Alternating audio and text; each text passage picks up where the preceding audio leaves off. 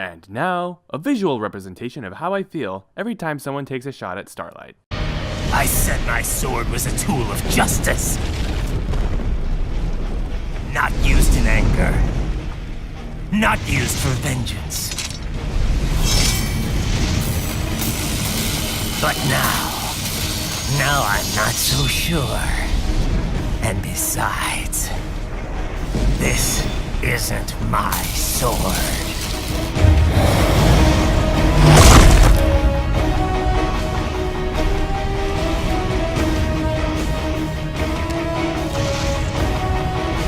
Come on!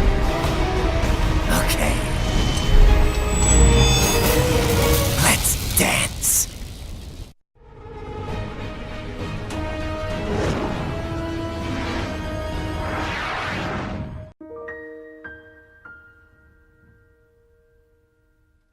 Starlight's backstory is perhaps the most controversial part of her...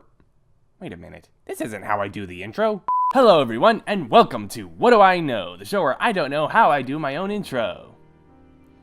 Yeah, I'm talking about Starlight's backstory. I covered this briefly when I did my video on Starlight a few months ago, but it was kind of vague and I didn't really put much thought into it. But I've had more time to think about it, and I've discussed the matter with my friends in the Void, and I think I'm ready to take it on. Thank you so much, Jack the Hero. I promise not to shoot you should we ever meet face to face. Nah, who am I kidding? I wouldn't shoot you anyway. That's what I've got Deputy for. I heard that. No, you didn't. I believe the best place to start with this defense is to first address the most common comparison that is made with this backstory, Apple Bloom. I'm not going to act like the comparison isn't warranted. After all, on paper the backstories are pretty much the same. The only difference that stands out is how the story ends. Apple Bloom finds new friends, and Starlight grows up to hate Cutie Marks. When you place the two stories back to back, it does paint Starlight in an incredibly childish light. The immediate rebuttal to this is that not all children react the same way when going through similar experiences. And while that is certainly true, it doesn't keep Starlight from appearing any less silly for nurturing a hatred for Cutie Marks. But here's my problem with this comparison. It's based on the assumption that Apple Bloom and Twist were just as close as Starlight and Sunburst. The Cutie Remark made a point of showing that Starlight and Sunburst were practically inseparable. Sunburst and I did everything together. In fact, I don't remember us ever being apart. Actually, now that I think about it, this is more telling than it is showing, so I kinda have to dock points for that. Thankfully, a much better example can be found in the crystalling. When we were fools, Sunburst knew everything there was to know about magic. He always knew just what to do. And he was always there to help me. Starlight and Sunburst were the best of friends. The same cannot be said for Apple Bloom and Twist. I mean, sure they get along, but they're not exactly close friends. Twist seems more like that weird nerdy kid you hang around with because nobody else will hang out with her. Want something sweet? I've got the peppermint sticks. I made them myself. They'll make you smile. No. They're less like friends and more like acquaintances. In fact, at one point in the episode, Applejack has to remind Apple Bloom that Twist exists when she proposes that Apple Bloom go with her to Diamond Tiara's party, so that she wouldn't be the only one there without a cutie mark. Ain't there other fillies in your class without one? Well, Twist doesn't have hers yet. Do you think you'd feel better if you went to the party with her? Well, there you go. If Twist really was Apple Bloom's bestest friend in the world, why wouldn't the prospect of going to the party with Twist excite her? Even the way she brings up the proposal with Twist suggests that they're not really that close. Oh, what's up, Apple Bloom? So I was thinking, maybe we could go to Diamond Tiara's quinceañera together. I don't have a cutie mark. You don't have a cutie mark. This is not a conversation between two best friends. Now, let's say for the sake of argument that Apple Bloom and Twist were as close as Starlight and Sunburst. If that were the case, then they have even less reason to come apart than Starlight and Sunburst. Sunburst was immediately sent away the moment he got his cutie mark. This will come back later. Twist got hers, and then nothing. Aside from a number of cameos, Twist never makes an appearance again. Yet we know that she didn't move because of those cameos. If they were that close, then why have we never seen Twist hanging around with the CMC? People claim that Starlight's reaction to Sunburst leaving her was extreme, never mind the fact that it didn't get extreme until years after her childhood, But if Starlight's behavior is extreme, then why are we so willing to give Apple Bloom's behavior a pass? And please, for the love of God, don't say it was because she did the mature thing and went out to make new friends, because that is not what happened. What actually happened was she went out to get a cutie mark because she was terrified at the prospect of being the only one who didn't have hers. And when she found that she couldn't force hers to come, she tried avoiding everyone, followed by pretending to have her cutie mark in order to save face. And when she was found out, Scootaloo and Sweetie Belle stepped in to defend her. Apple Bloom happened upon them by chance. You got a problem with blank flanks? I said, you got a problem with blank flanks? And that's the key difference between the two stories. Starlight's motivation was based on the loss of a friend. Apple Bloom's motivation was based on her fear of being the only filly in town who didn't have her cutie mark. It's the difference between losing a friend and being the only kid in town who doesn't have the latest Pokemon game. Objection! You do realize you just shot yourself in the foot, right? How so? Well, you just said Apple Bloom's motivation was based on wanting a cutie mark, while Starlight's was based on the loss of a friend. Yet Apple Bloom actually went out and tried to get what she wanted. Why couldn't Starlight? So you're saying that after Sunburst left, Starlight should have just gone out and made some new friends? Yes! Why does that mentality sound so familiar? Trust me, I'm the princess of friendship. You don't need those ponies. You can always make more friends. Alright, Changeling, what have you done with Deputy? Trigger, all the changelings were reformed. Even if I were a— Where is he? I'm not a changeling! But I'm telling you, I am Deputy! Alright, you want to play this game? Fine, I'm gonna let you think for a few minutes. In the meantime, I'm going to address this rather interesting point that you've brought up. But I am Deputy, and he's gone. 100 bottles of beer on the wall, 100 bottles of beer.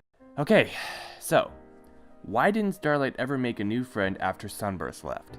It does kind of seem like the obvious solution. In fact, I believe that's how Twilight opened with her little speech. So try again. Make new friends.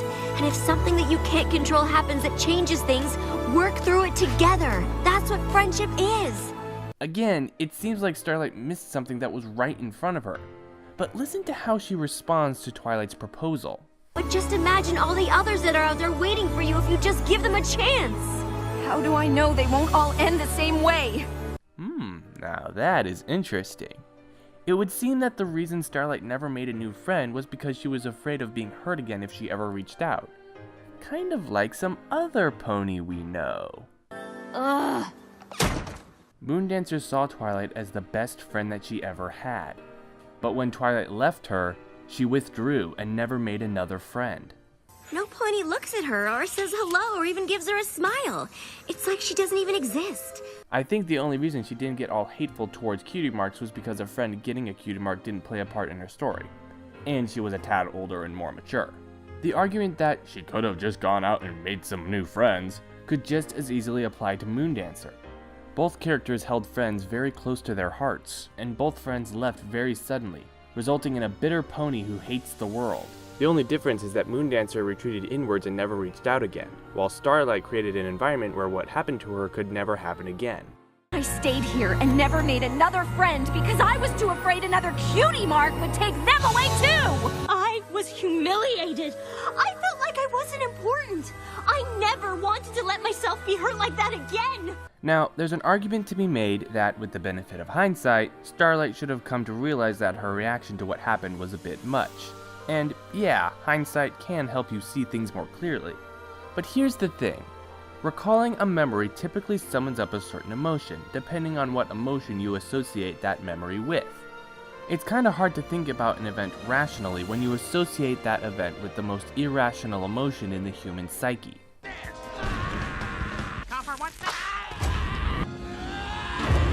In such cases, the only way to see things differently is to bring in a third party. Oh, hello, Twilight. How are you today? That's ridiculous. A cutie mark can't take your friends away. Now let's take a look at the moment itself.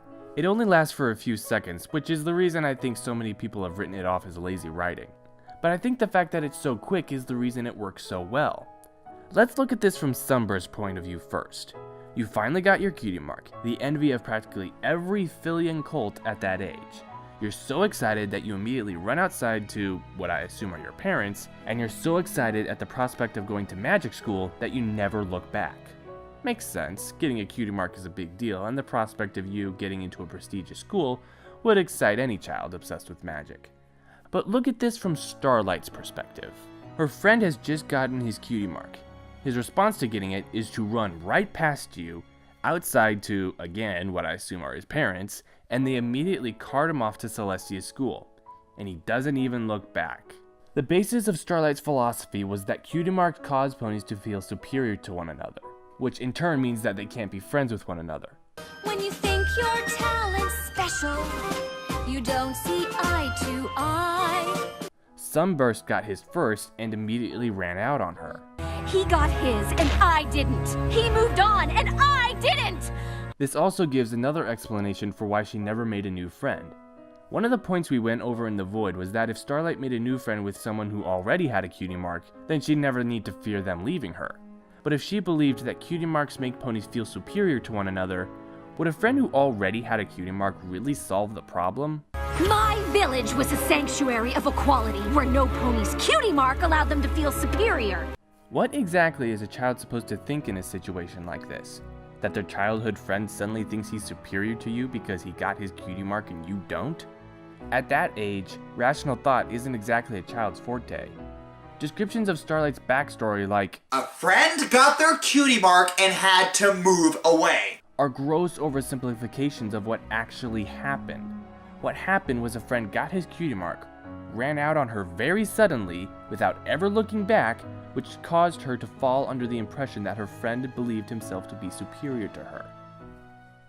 Or maybe it's just lazy writing, what do I know? I am Officer Trigger Happy, and I managed to get through this entire video without bringing up the orphan theory! Now, if you'll excuse me, I've got a bug to interrogate. 21 bottles of beer on the wall, 21 bottles of beer. Alright, Changeling, I believe when we left off, you were on the verge of telling me where my straw man is. Trigger, I am your strawman. I'm deputy! Of course you are. Now, I think it's time we drop the... Your real name is Theodore David Monin. Your confirmation name is Pier Giorgio Frasti. Your Overwatch main is Reaper. You don't like toppings on your pizza. And your favorite character across all entertainment is Prince Zuko, whose voice actor you wish would guest star in an episode of the show. You've clearly done your homework on me. Oh, come on! After all that, how could you possibly still think I'm a changeling? Hey, Deputy, could you proofread this script for me? It's for my video on reformat... Well, I'm out. We're done, dude!